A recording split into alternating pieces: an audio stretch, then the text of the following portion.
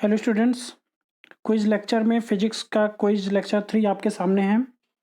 आज हम इसमें बहुत सारे मोस्ट इम्पॉर्टेंट क्वेश्चंस को डिस्कस करेंगे जो आपके एग्ज़ाम के लिए बहुत ज़्यादा ज़रूरी हैं। या तो उसी तरीके से कुछ क्वेश्चन बनेगा या फिर उससे ही रिलेटेड कुछ क्वेश्चन बन सकते हैं। तो इस वीडियो को लास्ट तक ज़रूर देखिएगा, इसमें बहुत इंटरेस्टिंग क्वेश्चंस और बहुत इंपॉर्टेंट क्वेश्चंस आपके लिए मैं लेकर आया हूँ। तो चलिए शुरू करते हैं बिना कोई देरी से। Let get start. देखिए फर्स्ट क्वेश्चन आपके स्क्रीन पर शो हो रहा है। देखिए लिखा हुआ है, if the force is increase 4 times and surface area is decrease to half, then the ratio of final pressure to initial pressure would be. मतलब हिंदी में कह रहा है कि यदि बल को 4 गुना तथा तल के क्षेत्रफल को आधा कर दिया जाए तो परिणामी दाब व प्रारंभिक दाब का अनुपात होगा। आपको क्या बताना है? आपको बताना है पी डैश अपॉन पी की वैल्यू क्या होगी, मतलब उसके रेशियोज को बताना है। तो इसको कैसे करेंगे चलिए देखते हैं। देखिए हम आपको कुछ चीज़ें बता देते हैं उससे रिलेटेड। देखिए सबसे पहले आप ये जानिए कि देखिए फर्स्ट कंडीशन में क्या होगा। आपको पहले फार्मूला पता होना चाहिए कि दाब का क्या होता है फार्मूला। तो P बराबर होता है F अपॉन ए, ठीक है, F अपॉन एम, सॉरी ए होता है। मतलब दाब बल के समानुपाती तथा क्षेत्र के व्युत्क्रमानुपाती होता है। ये बात आप ध्यान रखिएगा, ठीक है। तो यहाँ से अगर हम इन चीज़ों को ध्यान दें तो F बराबर P बराबर F अपॉन ए होगा। तो फर्स्ट कंडीशन में फर्स्ट कंडीशन में फोर्स क्या होगा? ये फर्स्ट कंडीशन है। फर्स्ट कंडीशन में जो फोर्स होगा F, वो F ही रहेगा, ठीक है। और एरिया जो होगा वो ए ही रहेगा। ये बात क्लियर है। फोर्स क्या होगा? एफ रहेगा और एरिया कितना है? ए ही है। सेकंड कंडीशन में क्या होगा? देखिए सेकंड कंडीशन में जो एफ है वो क्या हो जाता है? वो अपने का 4 गुना हो जाता है, मतलब 4F हो जाएगा। और एरिया क्या हो जाएगा? हाफ हो जाएगा, ठीक। तो इसको आप क्या मान लो, F अपॉन ए, ये आपका P हो जाएगा। और ये क्या हो जाएगा? ये अपॉन लगा है तो ये हो जाएगा P डैश। इतनी बात क्लियर है, कोई दिक्कत नहीं है। चलिए अब हम आगे देखते हैं। आगे हम ये देखते हैं कि कैसे और कह सकते हैं। तो हमको निकालना है क्या है? P डैश अपॉन P, ठीक है, रेशियो निकालना है। तो P डैश, ठीक है, क्या निकालना है? P dash. तो P डैश अपॉन P, यहाँ से आप देख रहे होंगे तो ये क्या हो जाएगा? पहले ये देखिए A अपॉन 2 है ना, तो यहाँ से हो जाएगा 8F, यहाँ से हो जाएगा 8F upon A whole upon F upon ए। देखिए साफ नहीं दिख रहा होगा, मैं आपको फिर से क्लियर लिख कर दिखा देता हूँ। देखिए यहाँ से जो चीज़ें निकल के आएंगी वो होगा कि F यही रहेगा और A यही रहेगा। तो F अपॉन ए क्या हो जाएगा? ये P हो जाएगा। और 4F अपॉन A/2, तो इसको आप डायरेक्ट क्या लिख सकते हो? 8F बाई ए, ये क्या हो जाएगा? आपका P डैश हो जाएगा, ठीक है। आप मान लीजिए कि ये इक्वेशन 1 है और ये इक्वेशन 2 है। तो इक्वेशन 2 अपॉन इक्वेशन 1, क्लियर है इतनी बात। अब देखिए अब यहाँ से हम क्या लिख सकते हैं कि P डैश अपॉन P कितना हो जाएगा? 8F upon A whole divide by F upon A, ठीक है, यही होगा। यहाँ ए से ए कैंसिल हो जाएगा, F से F कैंसिल हो जाएगा। फाइनली बचेगा कितना? 8:1, ये तो बचेगा। तो फाइनली आपका आंसर क्या आ जाएगा? 8:1, मतलब 8:1, 8:1। ये आपका मान आ गया। किसका आपको निकालना था? आपको निकालना था प्रारंभिक, देखिए परिणामी दाब और प्रारंभिक दाब का अनुपात। तो क्या हो जाएगा? जो कि आपने देखा 8:1 हो जाएगा। इतनी बात क्लियर। हम क्या बताएं कि दाब जो होता है वो बल के समानुपाती तथा क्षेत्र के व्युत्क्रमानुपाती होता है। दाब एक अदिश राशि, ये ध्यान रखिएगा कि जो दाब होता है वो एक अदिश राशि होता है। क्या होता है? अदिश राशि होता है। ये बात ध्यान रखिएगा, ठीक है। चलिए आगे बढ़ते हैं नेक्स्ट क्वेश्चन की ओर। नेक्स्ट क्वेश्चन आपके स्क्रीन पर है, density of water is maximum at, मतलब द्रव का घनत्व सबसे अधिक कब होता है। आपके सामने ऑप्शन है 0 डिग्री, 4 डिग्री, 100 डिग्री या 200 डिग्री पर, तो आपको उसमें बताना है, ठीक है। तो आप जानते होंगे, ये बहुत बेसिक है, कि जो दाब का घनत्व होता है वो 4 डिग्री पर सबसे ज़्यादा होता है, ठीक है। दाब का घनत्व 4 डिग्री पर सबसे अधिक तथा आयतन सबसे कम होता है। ये बात ध्यान रखिएगा, अगर आपसे ये क्वेश्चन पूछा जाता कि द्रव का आयतन सबसे कम होता है कितने डिग्री पर, तो आपका आंसर क्या होता है, 4 डिग्री। बात समझ में आई। घनत्व जो है, डेंसिटी जो है वो 4 डिग्री पर सबसे ज़्यादा होती है और आयतन जो होता है वो 4 डिग्री पर सबसे कम होता है। ये बात क्लियर। देखिए एक चीज़ हम थोड़ा इससे रिलेटेड फैक्ट्स भी आपको बता दें कि जो द्रव है, द्रव का क्वथनांक, ध्यान से सुनिएगा, बहुत ही इंपॉर्टेंट लाइन है और हो सकता है कि इस साल इससे कुछ डायरेक्ट ऐसे ही क्वेश्चन पूछा जा सकता है। तो इसको ध्यान से सुनिएगा कि द्रव का क्वथनांक वायुमंडलीय दाब पर निर्भर करता है, ठीक है। जो द्रव का क्वथनांक होता है वो किस पर निर्भर करता है, वायुमंडलीय दाब पर, ठीक है, मतलब बॉइलिंग पॉइंट जिसे कहते हैं क्वथनांक। यदि वायुमंडलीय दाब घट जाए तो द्रव का क्वथनांक क्या हो जाएगा, घट जाएगा। मतलब अगर दाब कम लगेगा तो उसका बॉइलिंग पॉइंट भी कम हो जाएगा। जैसे कि आप जानते होंगे कि पहाड़ियों पर जो पानी होता है वो जल्दी उबलता है, क्यों, क्योंकि वहाँ वायुमंडलीय दाब कम रहता है। बात समझ में आई। चलिए आगे बढ़ते हैं हम अपने क्वेश्चन की ओर। देखिए आपको हम इंटरेस्टिंग फैक्ट्स भी बताते रहते हैं उससे रिलेटेड, तो वीडियो को लाइक जरूर कर दिया करें, ठीक है फ्रेंड्स।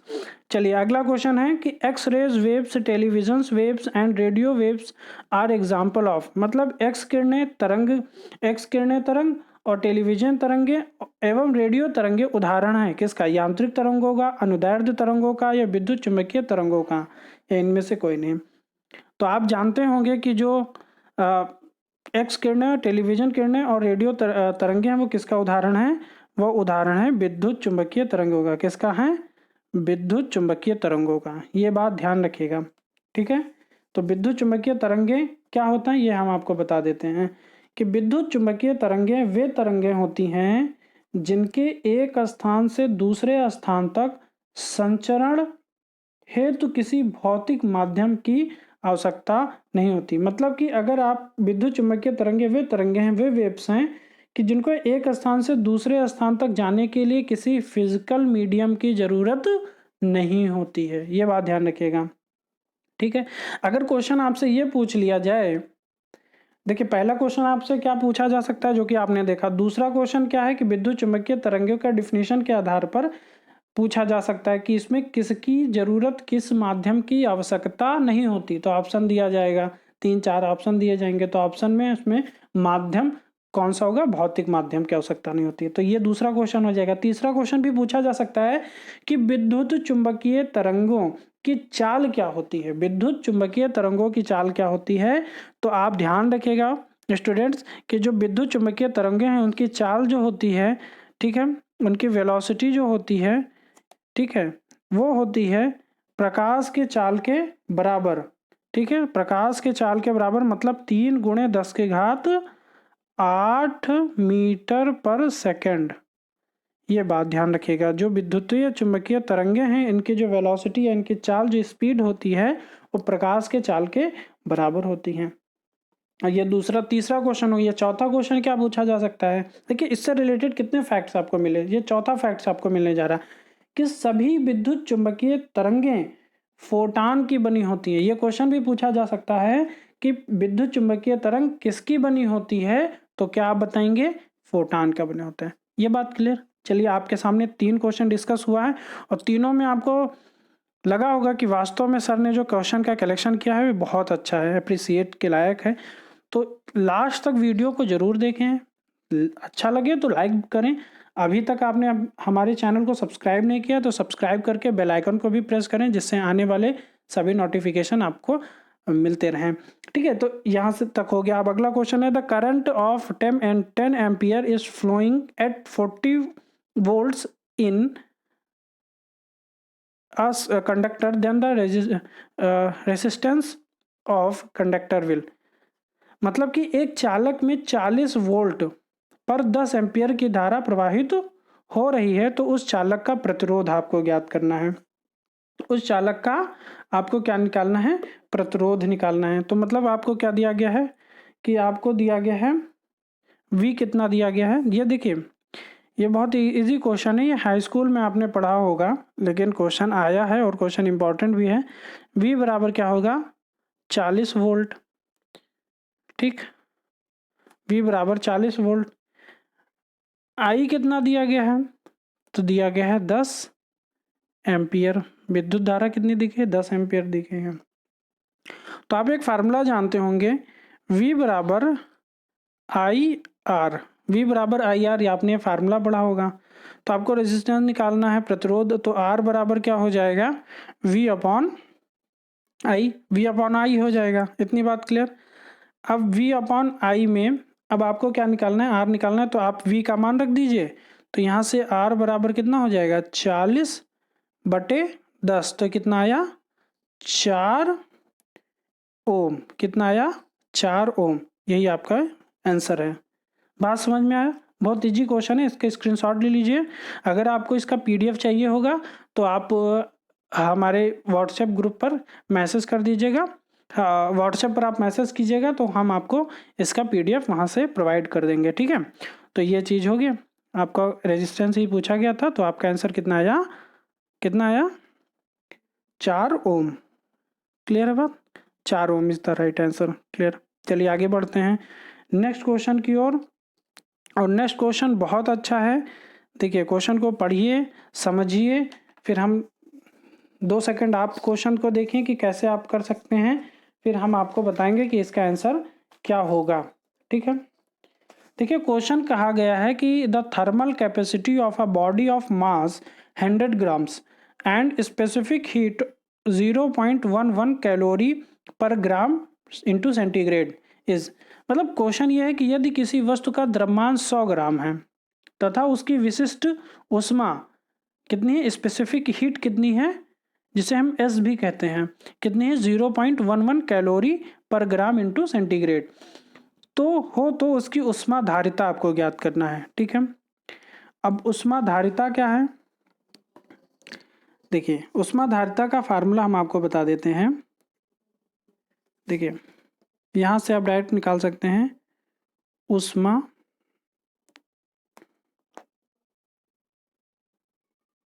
धारिता। ठीक है, ऊष्मा धारिता क्या होता है? m मास गुणे विशिष्ट ऊष्मा। ठीक है, स्पेसिफिक हीट इनटू मास, ये फार्मूला होता है। इसको आप अपनी कॉपी में नोट कर लीजिएगा। बस अब आसान हो गया क्वेश्चन। तो 10 गुणे क्या करेंगे? 0.11। यहाँ से फाइनल करेंगे तो कितना आ जाएगा? यहाँ से फाइनल आंसर आएगा 11 कैलोरी, 11 कैलोरी पर डिग्री सेल्सियस। ये आपका आंसर हो जाएगा। क्लियर हुआ? देखिए, ऊष्मा धारिता का फार्मूला m इंटू एस, आपने वैल्यू पुट की और आंसर कितना है? 11 कैलोरी पर सेंटीग्रेड। तो आपका आंसर इसमें कौन सा है? देखिए, इसमें से जो आंसर है, देखिए इसमें कुछ शायद थोड़ा सा मिस्टेक है। यहाँ पर जो होगा पर डिग्री सेल्सियस होगा। ठीक है, यही आंसर होगा आपका। ठीक है, अगर मान लेते हैं कि अगर ये ना दिया होता, ठीक है, ये आपको ना दी, जैसे कि हमने इसको ऐड कर लिया, ये ना दिया होता, तो आपका आंसर क्या हो जाता है? इनमें से कोई नहीं। आप डायरेक्ट इनमें से कोई नहीं लगाते, क्योंकि यहाँ 11 कैलोरी दिया गया है।